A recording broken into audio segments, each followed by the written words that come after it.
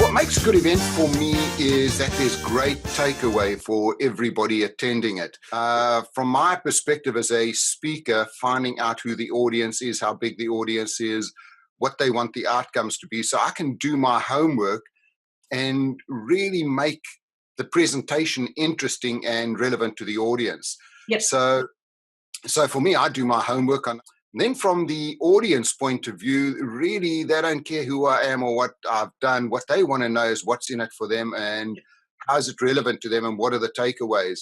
Yeah. So for me also, all over the world, it's pretty different. When I'm in Asia, the minute they start writing, I know I'm connecting with them. In places like America, I've got to bring in more humor, more stories. If I get some laughter, I know I'm connecting with them.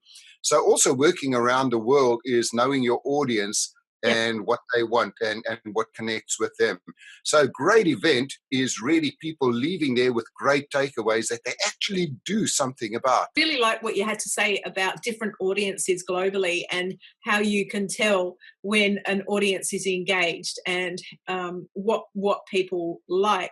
You spoke about the Asian market and the US. What about Australia?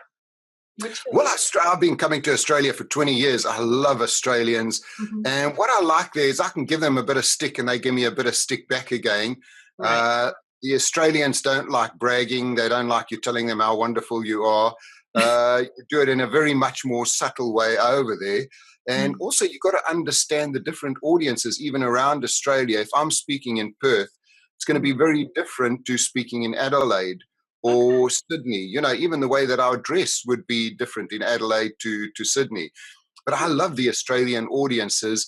They're exciting. They're enthusiastic. I've got so many friends that I've made over 20 years of going to Australia.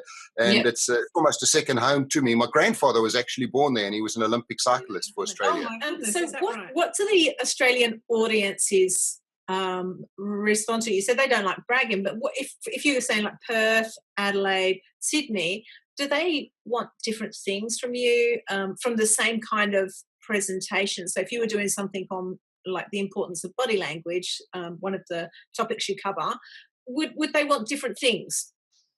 Well, they would want different things, but it's also knowing what's important to them. So if I'm in Perth, I know the main industry is built around oil and gas. So all of my examples are going to be around oil and gas, the industries.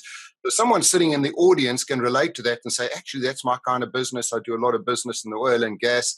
I can relate to that. Right. If I'm in Sydney, I try and find out who's in the audience. It might be more banking or financial services. So I'd even be different there. It's the same in England. If I'm speaking in London, there's a dress code. Dark suits, white shirts, conservative ties. If I go to the north of England and I wear that, I just don't connect with the audience. They're thinking, who's the southerner coming over here? So it's your body language, it's your dress, and it's the relevance to that audience.